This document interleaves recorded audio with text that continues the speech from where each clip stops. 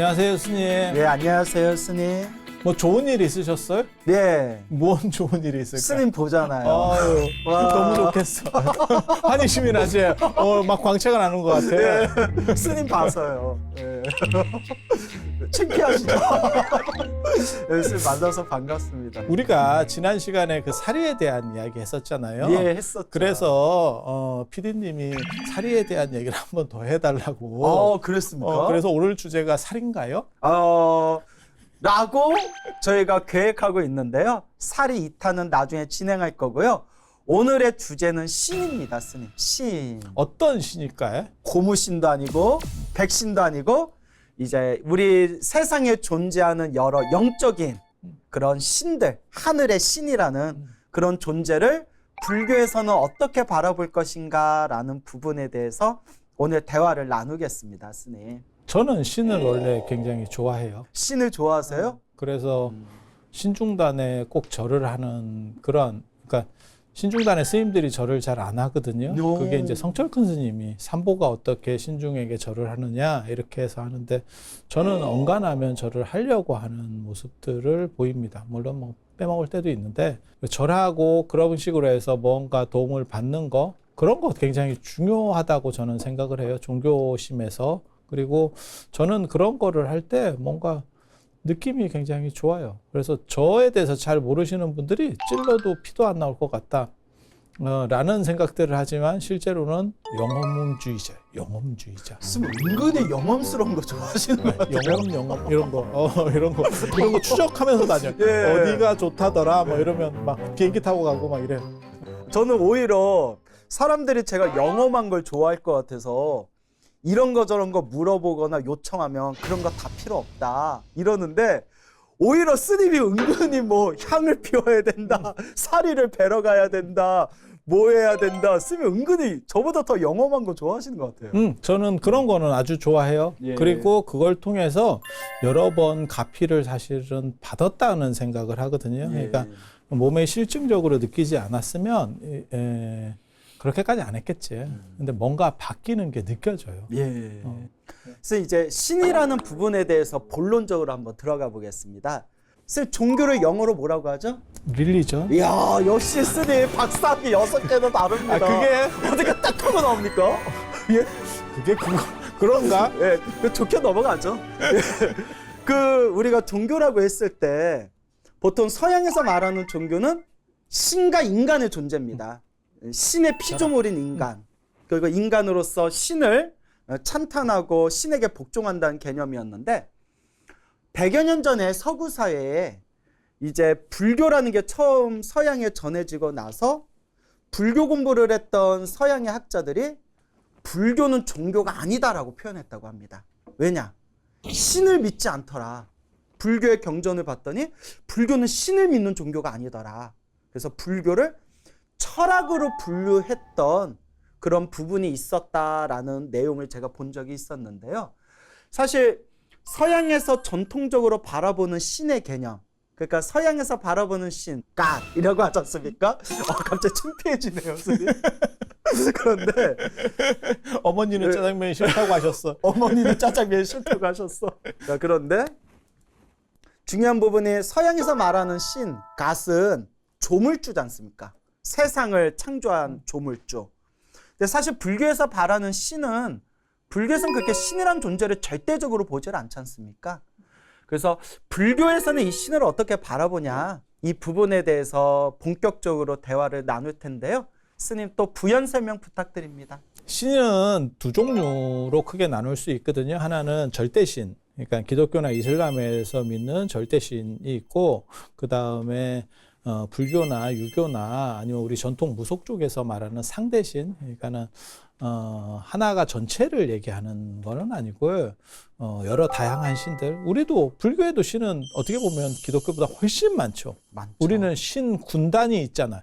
일백사위 해갖고 이게 자리위자인데, 이게 신을 세는 단위예요. 그래서 39위, 일백사위 이렇게 할 때, 그래서 신 종류가 화엄경 세주묘원품 네, 첫 거기서 번째 수많은 품에서, 신들이 막 신들이 쭉 네, 등장할 화엄복에 때 등장하죠. 총 39분 인도신 중심인 거고 그 다음에 거기에 이제 한국신을 너무 빼는 거 아니냐.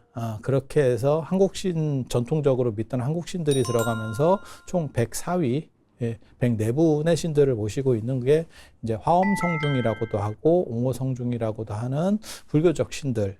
인 거고 그렇지만 절대 신이 아니기 때문에 부처님보다 낫죠. 그러니까 진리값 중심이라고 보시면 돼요. 그래서 진리라고 하는 게 100이면 인간은 신보다 낮아요. 그러니까 신이 한 90이면 인간은 80밖에 안 돼요. 그렇지만 그 진리를 각성한 부처님이나 이제 조사 스님이나 이런 분들이 되면 이런 분들은 100이 되기 때문에 신보다 위가 되는 거죠. 깨달은 분들은 신보다 높은 거고, 그 다음에 보통 이제 우리 같은 인간들은 신보다 좀 낮은 거고, 그래서 신도 결국은 인간처럼 생멸을 반복하지만 우리보다 큰 사이클을 가졌다. 이제 불교에서는 그렇게 보는 거죠.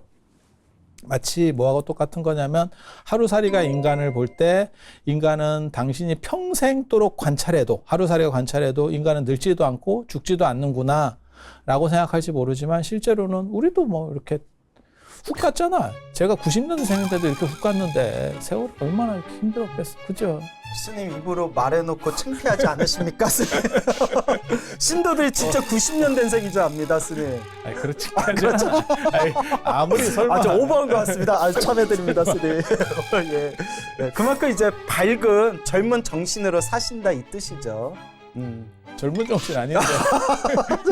또 우리 자연스레 하면 먼저 청년의 느낌이 듭니다. 청년의 느낌. 한 번도 그런 느낌. 우리가 불교에서 육도윤회라고 부르지 않습니까? 지옥, 악의 축생, 아슈라, 인간, 천상. 그러니까 하늘세계 신들도 우리 북방불교에서는 28천이라고 하지 않습니까? 28천, 28개 하늘세계, 수직의 하늘세계들이 있고 각각의 28천마다 담당하는 대표가 되는 짱이 되는 또 신들이 있지 않습니까? 짱 오래간만에 듣는다. 네, 짱. 저희 학교 다닐 때 짱이라는 만화책이 이거 있었어요. 굉장히 오래간만에 듣는데. 네.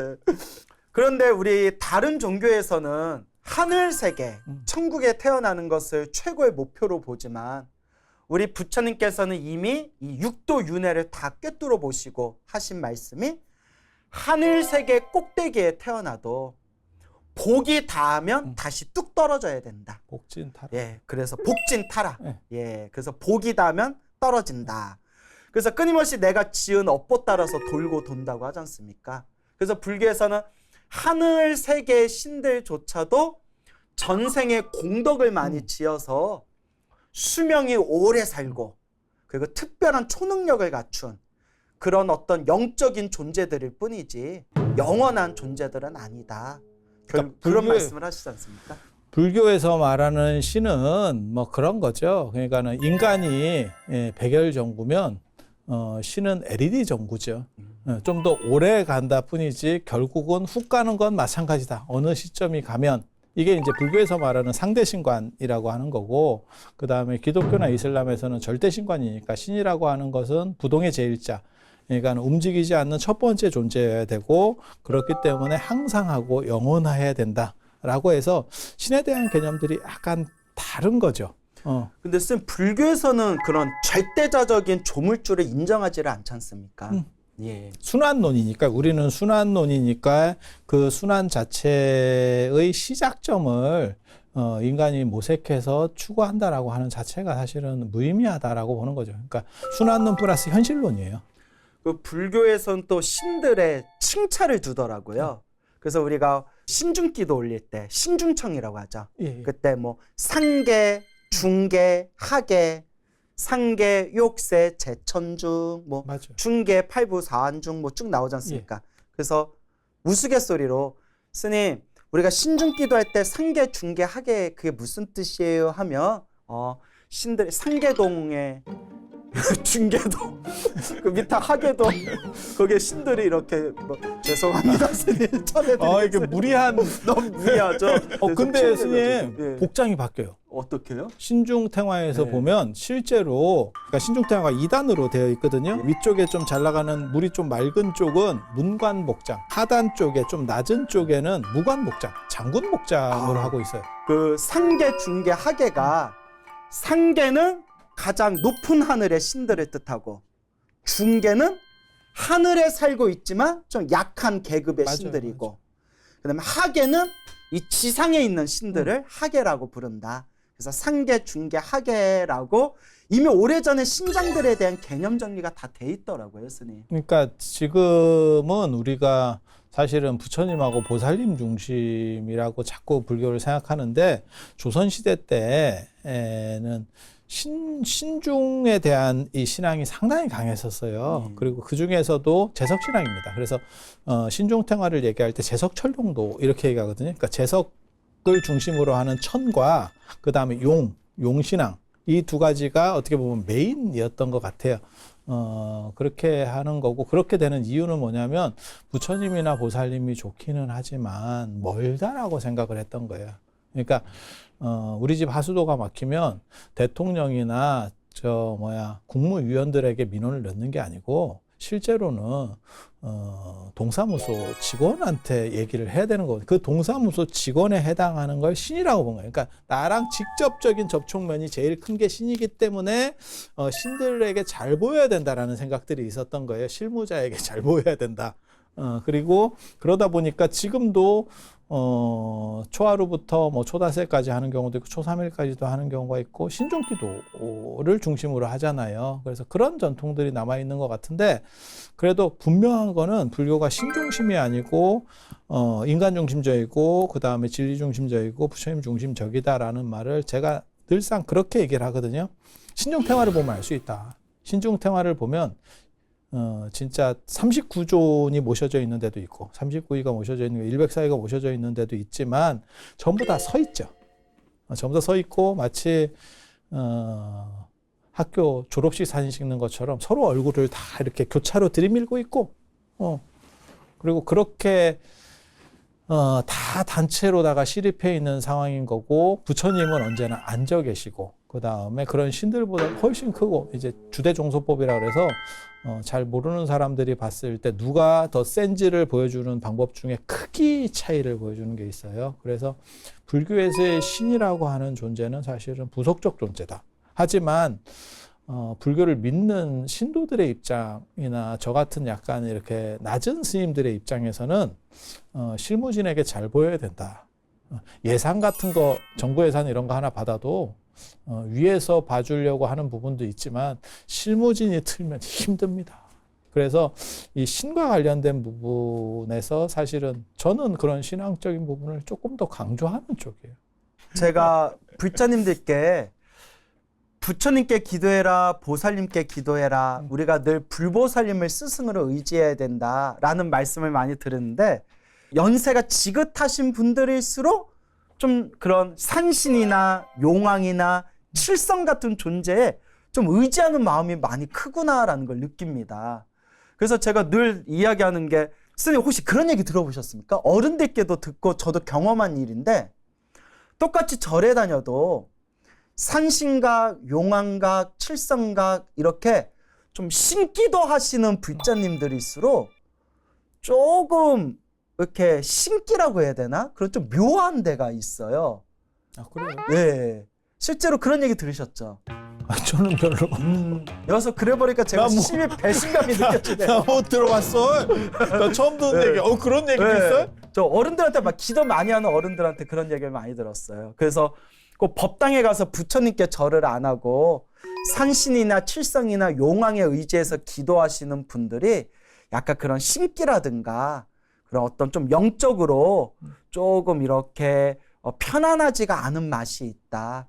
뭐 이런 얘기들을 좀 기도 많이 하시는 노스님들께 들었거든요. 그래서 그런 분들이 스님들한테도 비구 스님들한테도 기도하더라도 늘 부처님, 보살님들께 기도하고 그 산신각이나 그런 신 모시는 정각에서는 너무 기도를 오래 하지는 말아라. 또 이런 이야기도 들었어요. 지금 이제 스님이 말씀하시는 신과 관련된 부분은 사실은 민속신앙이 불교 쪽으로 약간 유입된 쪽인 거고, 그 다음에 이제 우리가 신중이라고 하는 중단이라고 하잖아요.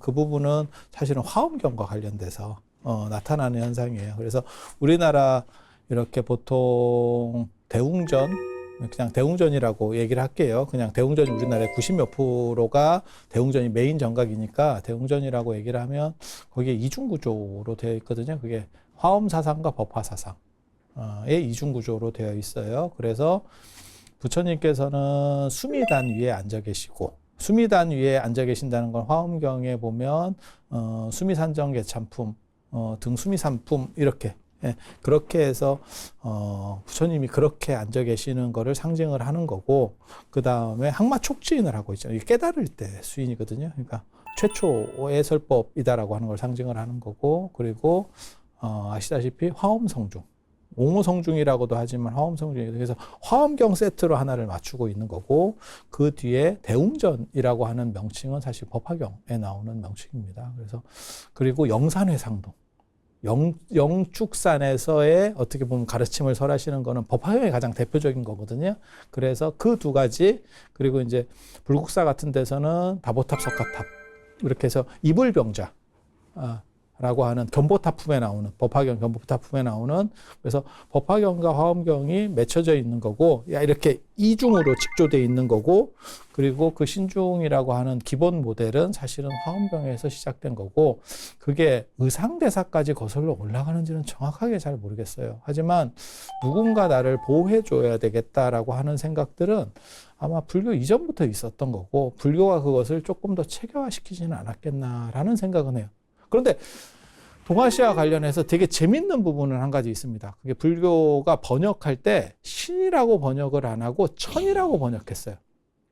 그래서 그걸 장소적 의미로도 천이라는 뜻을 쓰고, 하늘천자를 쓰고, 그 다음에 신이라는 의미에서도 하늘천자를 써요. 그러니까 재석천, 범천, 왜 천이라고 번역을 하고 신이라고 번역을 안 했는가와 관련된 이야기가 또 있거든요. 선생님, 제가 배운 바로는 제가 뭐 한문 번역 이런 거 조금 공부했지 않습니까? 그 시대 사람들이 신이라는 존재는 하늘에 있는 고급 신에서 아래 밑에 있는 하열한 귀신까지를 다 포함해서 신이란 존재로 썼고, 불교에서 천이란 단어를 쓴 거는 그 수많은 신이라는 영적인 존재 중에서도 육도 윤회가 결국 장소하고도 구분이 되지 않습니까? 하늘 세계 사는 그런 존재들을 표현하기 위해서 천이란 단어를 사용했다. 맞아요. 예. 그런 식으로, 그러니까는 뭔가 변별력을 주고 싶었던 거예요. 그리고 신의 대표성이 동아시아에서는 제일 많은 주류를 잡고 있었던 게 뭐 어떤 부분이었었냐면은 조상신 부분이 강력해서 이런 부분들과 변별시키면서 불교적 특수성을 보이기 위해서 천이라는 글자를 쓰거든요. 그러니까 원래는 대바라고 하는 거를 천이라고, 그리고 천에는 지금은 이런 의미들이 많이 사라졌지만 이 천이 하느님이라는 뜻이 있어요.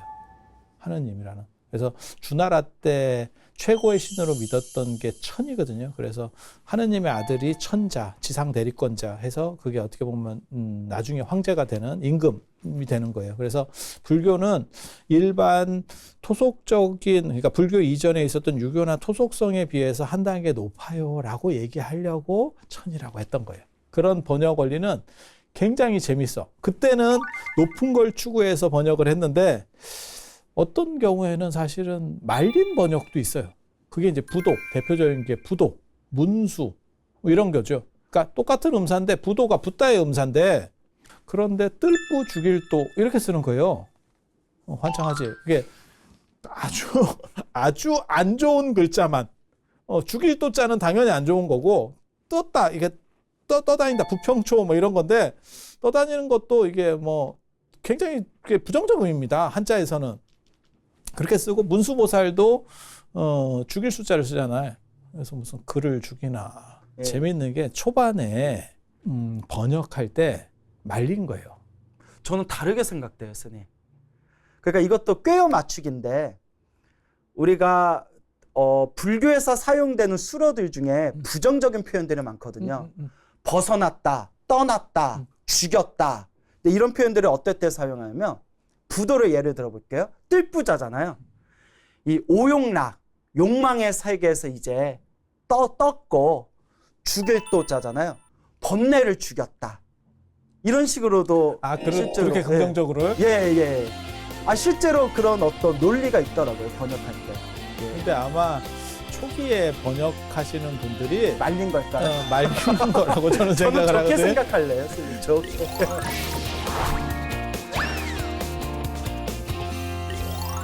그래서 우리 불교에서 또 신이란 걸 바라볼 때 스님, 실제로 불교도 신, 영적인 존재들을 인정하지 않습니까? 세상에 수많은 신들이 있다. 고급신도 있고 저급신도 있는데 신들도 불법에 귀의한 신들이 있고 불법에 귀의하지 않은 신도 있고 불교와 관계없이 선한 신도 있고 그리고 불교를 믿지 않고 악한 신들도 있답니다. 악신들.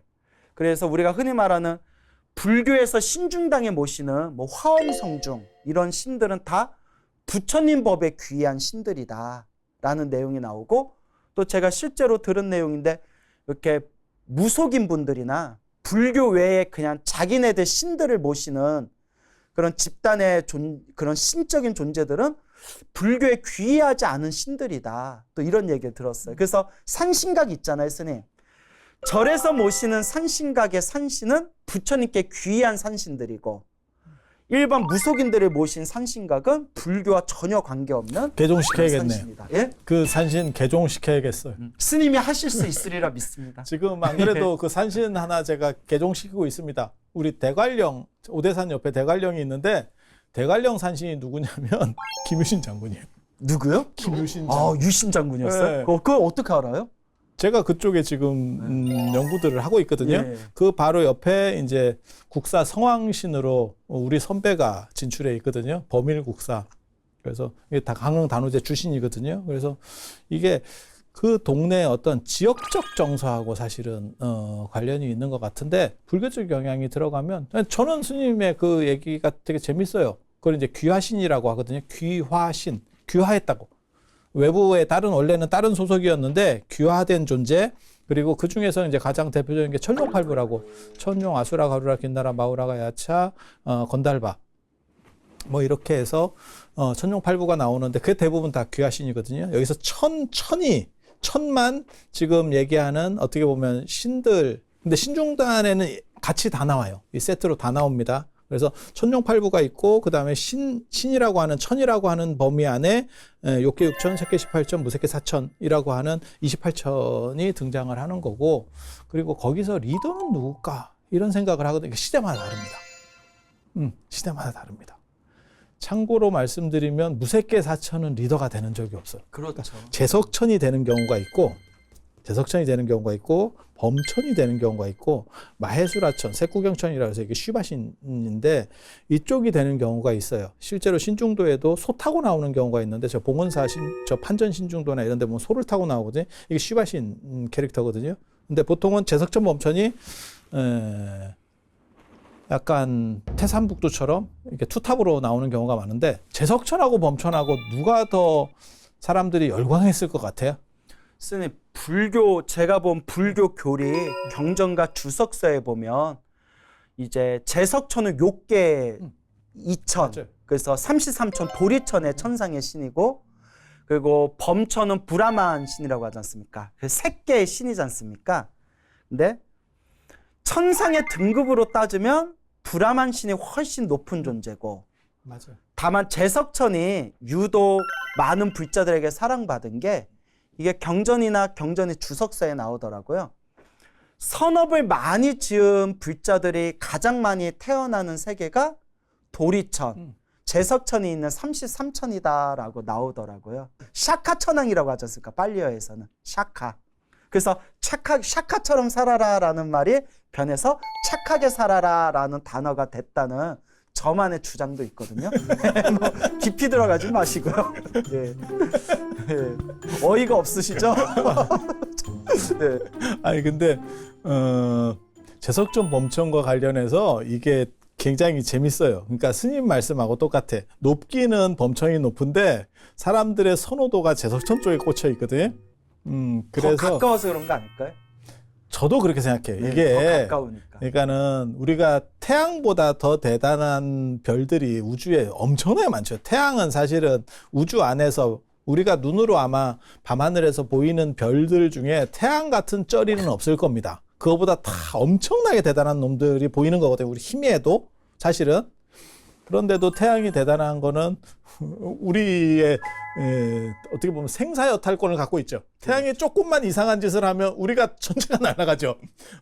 그래서 그건 비교될 수가 없죠. 저쪽에서는 뭐 터지든 뭘 하든 뭐 블랙홀이 만들어지든 그건 신경 쓸 거 없고 이쪽은 지금 난리가 나는 거죠.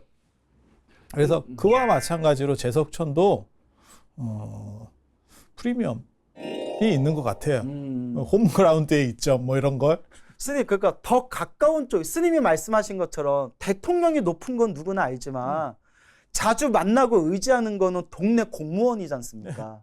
그러니까 우리 제석천이 더 높은 건 알지만 익숙하기는 우리 일반 불자들은 산신에 더 많이 의지하고 용왕에 더 많이 의지하고 그러지 않습니까? 그지 생계형. 예, 생계형 그러니까 더 신앙이에요. 가까운 존재를 익숙하게 느끼는 것 같아요. 그래서 경전에 또 이런 내용이 나오더라고요. 브라만을 우리가 범천이라고 부르는데 범천도 수많은 범천이 있고 범중천, 예, 범천, 대범. 수많은 범천 위에 또 짱을 먹는 사람이 대범천이지 않습니까? 신이. 근데 이 범천들은 어떤 상을 일으키냐면 우주가 생길 때 같이 태어난답니다. 그래서 내가 우주를 만들었구나라는 상을 일으킨답니다. 교만을 일으키기 때문에 브라만 신들, 범천들이 대범천 범천들이 그런 교만병 때문에 교만심 때문에 부처님께 100% 귀의를 안 하는 그런 범천들이 많다라는 내용이 나옵니다. 스님이 가서 예. 교화를 좀 해주셔. 범천을 좀 이렇게. 그래서 경전에 보면 목련존자, 신통제일 목련존자가 범천에 가서 범천들을 신통의 힘으로 제압하는 내용들이 또 나오지 않습니까? 예. 그래서 저 바닥도 참 복잡하구나. 제가 그런 생각을 한 적이 있습니다.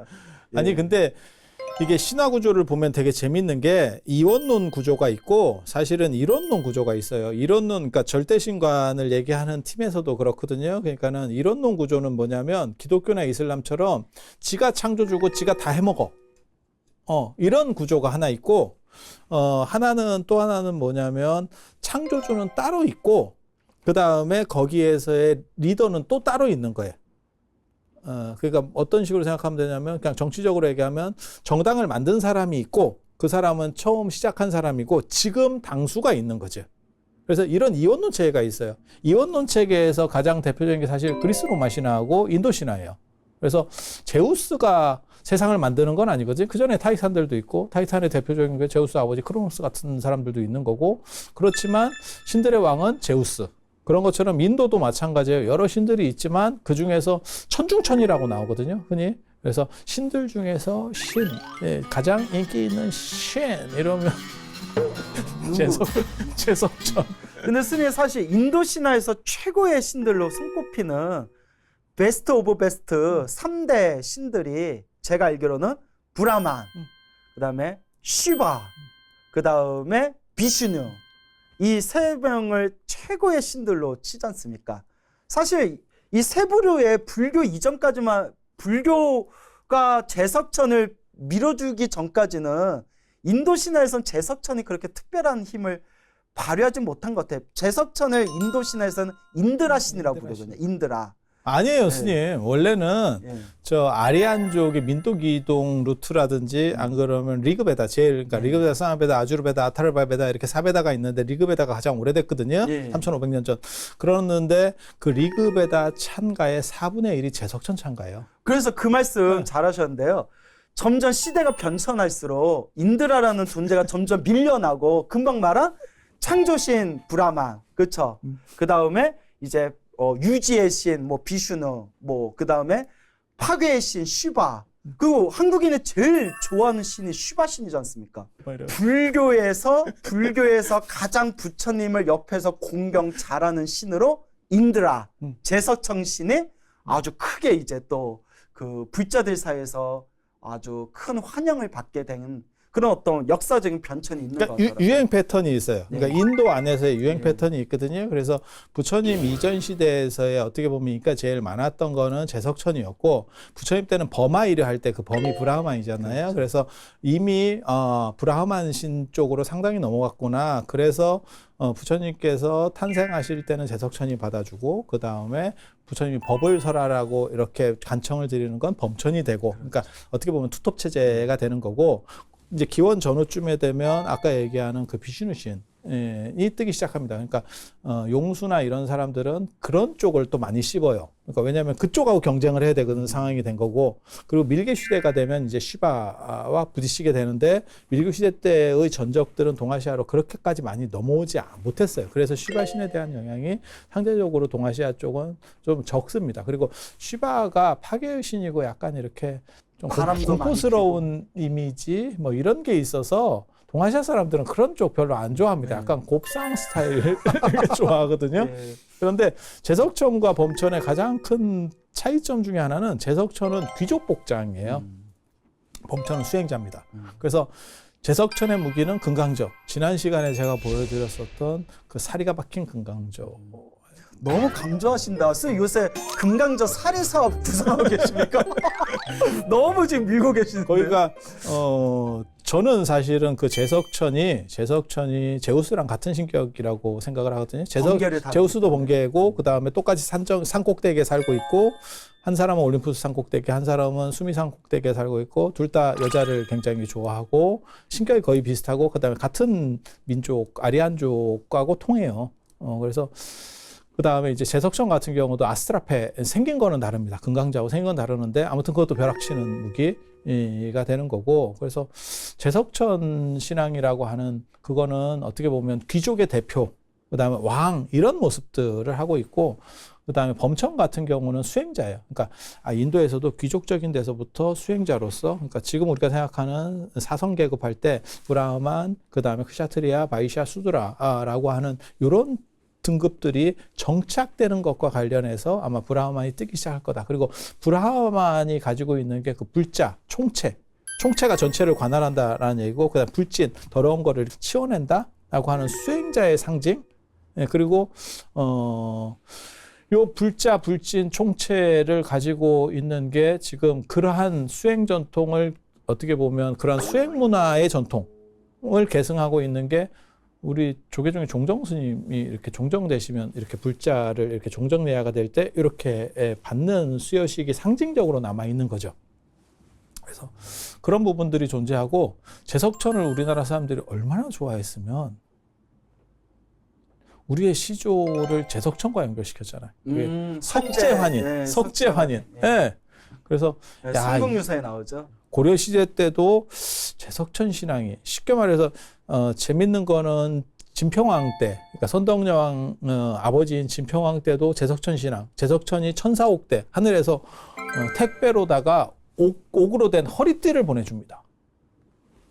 그 신라 삼보 중에 하나인데, 그걸 받는 거를 보고 이게 제석천 신앙이 그때 있었는갑다라는 거 한 가지 알 수 있고, 그 다음에 고려 시대 때도 석재환인 이야기가 나오는 걸로 봐서 우리 민족의 시원을 제석천까지 연결시키는 걸로 봐서 제석천 신앙이 상당히 있었는 것 같다. 그 다음에 조선 후기에 신중탱활의 다른 이름이 제석철룡도, 아까도 얘기한 제석과 철룡이 투탑으로 나오는, 그러니까 용이 나오는. 그래서 이게 제석천 신앙이 삼국시대부터 지금까지도 강력하게 내려오고 있었구나. 선생님, 정말 이 신들에 대해서도 할 얘기가 많은 것 같습니다. 그래서 세상에는 수많은 신들이 있지만 부처님께 귀의하는 신들도 있고, 부처님께 귀의하지 않은 신들도 있고, 우리 불자들이 믿고 의지하는 신중님들은 이제 다 불법에 귀의한 신들이시고, 그 속에서 우리가 부처님께 예배 공양 올리고, 또 신중들에게도 또 이렇게 청을 올리지 않습니까? 근데 제가 불교 경전 보면서 이런 느낌이 듭니다. 불자들한테도 항상 얘기하지만, 하늘 세계는 분명히 있다. 하지만 하늘 세계도 참 덧없더라. 제석천으로 태어나도 복이 닿으면 또 떨어져야 되고, 범천의 세계 태어나도 스스로 내가 우주의 창조자라는 교만병에 걸려 있고, 무색계에 올라가면 안입이 설신, 이 오근의 감각이 다 멈춰 있기 때문에 순수 의식만 있는 세계이기 때문에 부처님 법을 들을 수가 없다. 근데 우리는 하늘의 세계 신들보다 복은 부족하지만 부처님의 법을 공부할 수 있고 부처님 법을 닦을 수 있는 성근을 타고나지 않았냐. 그러니 사람으로 태어났을 때 하늘 세계의 신들조차도 부러워하지 말고 이번 생 부처님 법을 만난 불자로서 이번 생 불법을 잘 닦자라는 말을 자주 합니다, 스님. 이게 듣기 나름인데 이게 뭐하고 비슷하냐면 재벌 이런 거 다 필요 없다. 우리는 재벌이 아니지만 충분히 행복할 수 있다. 이런 식으로 들리는 거 아, 스님 같은데. 잠깐만요. 스님, 재벌로 태어날래? 다시 스님이 될래? 하면 스님 무엇을 선택하시겠습니까? 재벌로 태어나서 출가를 하겠습니다. 이야, 자연 스님 멋있습니다. 인정. 예, 스님 이제 마무리 말씀 부탁드립니다. 광우 스님 말씀처럼 사실 믿고 의지할 거는 부처님밖에 없어요. 불보살님에 믿고 의지하지만 상황에 따라서 좋은 게 좋은 거라고 신들도 조금 하고. 아니 스님 선불교 공부하시는 분이 너무 영험한 거 좋아하시는 거 아니에요? 심히 당황스럽습니다. 스님도 영험을 좀 받아봐. 아 저는 많이 받았어요 사실. 근데 왜 그렇게 배신을 해? 아니 그래서 부처님을 의지하자 이거죠. 야 하여튼 말씀하시죠. 하지만 그것이 본류는 아니기 때문에 어느 정도 이상의 선을 넘어서는 안 되겠다. 그래서 부처님을 중심으로 바른 마음을 가지고 그리고 신들도 다 아울러서 이렇게 갈 수 있으면 사실은 화엄경이 말하는 게 그거라고 생각해요. 아까 세주명원품 왜 화엄경에 부처님이 메인으로 등장하는데도 신들이 나왔는가? 이 부분을 한번 생각하면 초심을 잃지 않고 올바르게 볼 수 있는 그런 안목으로 계속 정진하지 않을까 싶습니다. 예, 마음에 드셔요? 아 마음에 듭니다. 스님의 명쾌한 감사합니다. 말씀 감사합니다. 예, 그래서 오늘도 너무 좋은 말씀 감사드리고요. 우리 불자님들이 그런 궁금해하는 부분에 대해서 스님이 쏙쏙 짚어주셔서 다들 시원함을 느꼈으리라 생각합니다. 스님 그러면 또 다음 주에 뵙겠습니다, 스님. 예, 스님 고맙습니다.